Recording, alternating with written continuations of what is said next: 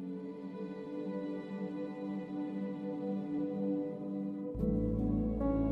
must come up with a morning routine that you do every single morning, or at least more mornings than not, that puts you in control of yourself and in control of your day. This is what I do, and I cannot explain the power that I get from starting my day off and being bigger than my excuses and being in control. First and foremost, wake up on time. When that alarm goes off, get your butt out of bed. 5, 4, 3, 2, 1, go. Why is that important for persistence? The reason why is because the first decision that you're making of the day is to actually get up and get moving. That means you are persistently bigger than your excuses. You are persistently bigger than feeling lazy. And you are persistently beating the feelings that typically stop you. The second thing that I want you to do, before you look at your email, before you answer your phone, please, please, please, figure out your 2 priorities for the day. These are the things that matter to you. Whether it's saving money and making sure you're focused on that, or showing up at work and being a contributor, or whether it's changing how you treat your spouse or your kids or the person that you're with, or heck, getting to the gym because you said you would. Whatever it is that your 2 priorities are, put them in your head before you pick up the phone. Why? The reason why is because of persistence. The reason why is because I want you to have a good day. Do you know what makes for a bad day? What makes for a bad day is snoozing, starting your day off late, starting your day off tired, starting your day off by mainlining everybody else's news feed on social media and looking at everybody else's life and saying to yourself, oh my God, they're on vacation, or gosh, they look so great, or their friends are so fancy, or my gosh, they've got so money. You start off your day looking at that, you're never gonna have a good day.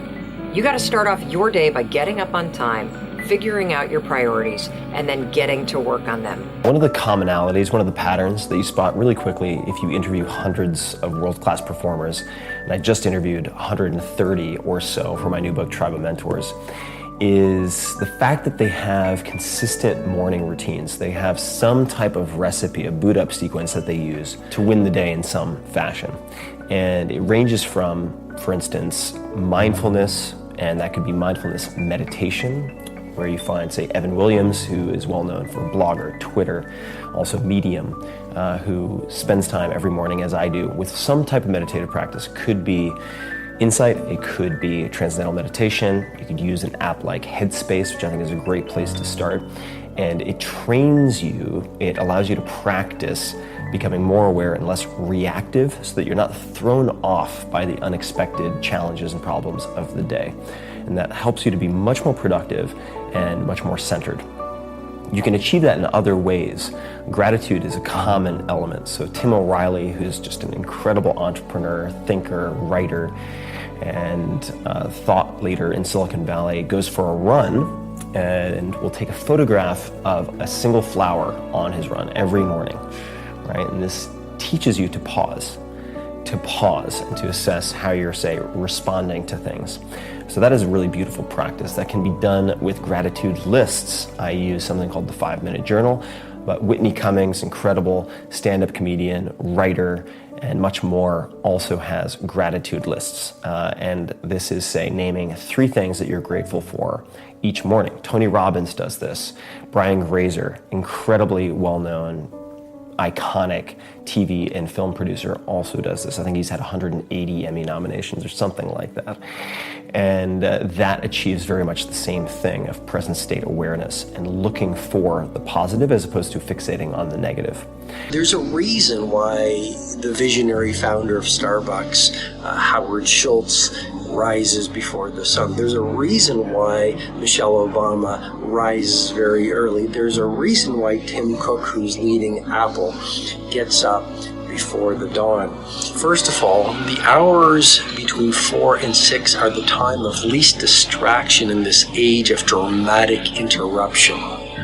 Number 2, The hours before the sun rises is the period where your brain is most available to your primary creativity.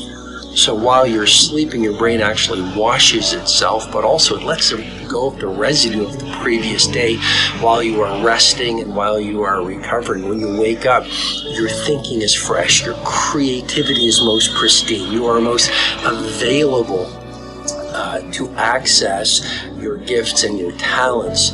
So those are some of the reasons why I encourage you to get up early. You might say, Robin, well, I'm not an early riser. I can't put mind over mattress. I can't win the battle of the bed. Grandma never got up early. Dad couldn't get up early. I guess I'm not the kind of person who can rise before the sun. And what I would suggest to you is simply this.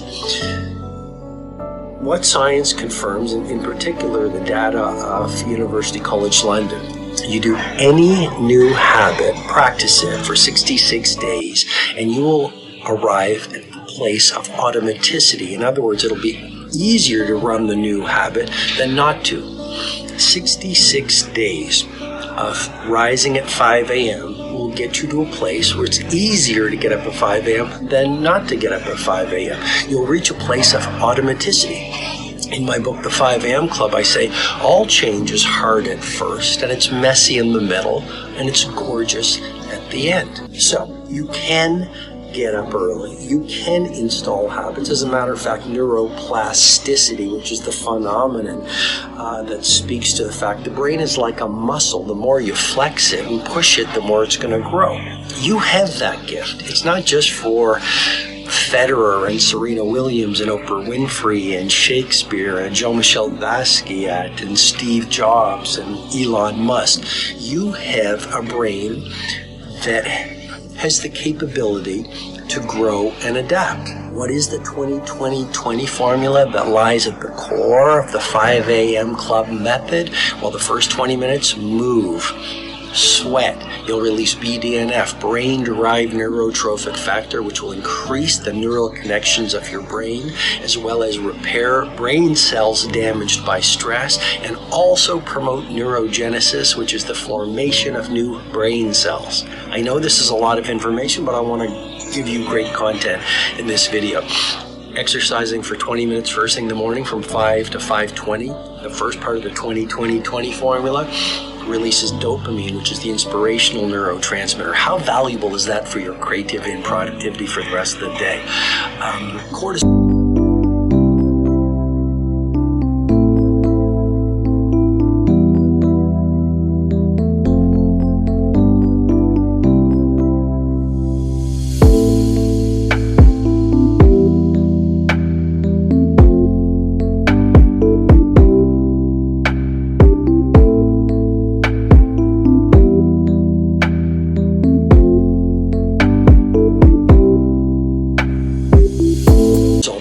Hormone is highest first thing in the morning. Exercising will reduce it. Serotonin is released, so you'll feel happier. Now it's 5:20, you're full of energy, you've optimized your cognition, your focus is increasing. It's only 5:20, the rest of the world is asleep. Just imagine that advantage you already have.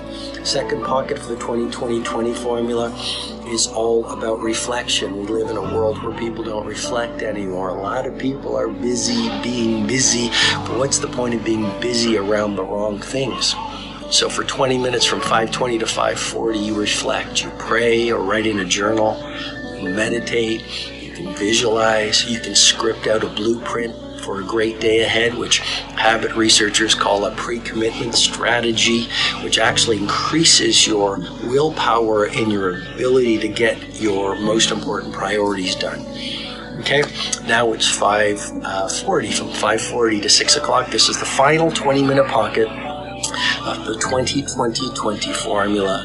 The first pocket was about move, the second is reflect, and the third is grow. I've coached billionaires and CEOs and NBA superstars and members of royalty for over 20 years. Here's what I've realized when I work with the best of the best.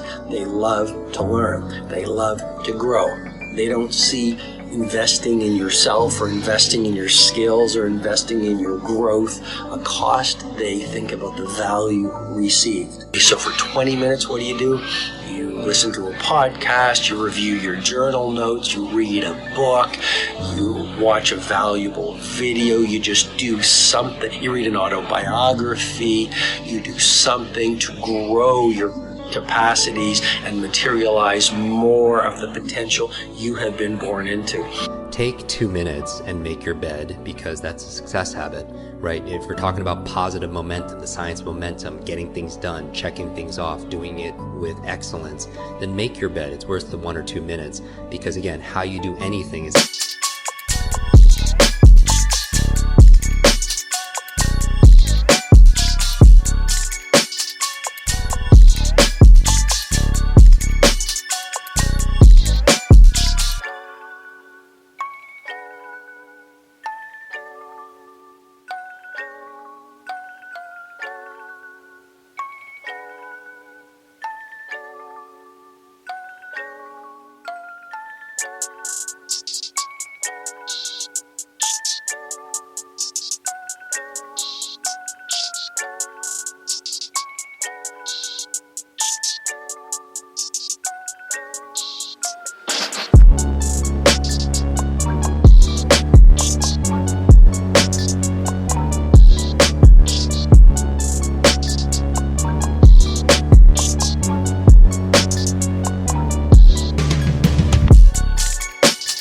how you do everything, and have a good check mark on something like making your bed is very powerful, because it teaches you to be able to do something really well and excellence like they do in the military.